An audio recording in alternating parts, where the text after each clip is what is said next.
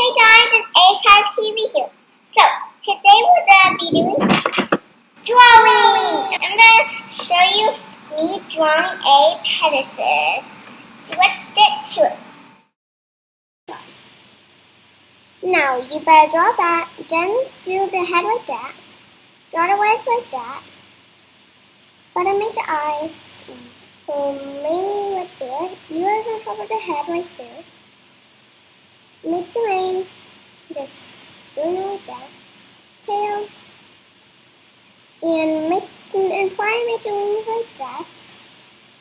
Now this color of blue is really too low, at least to me, but you can use other colors if you want. Doing the legs. Now, time to color in the mane.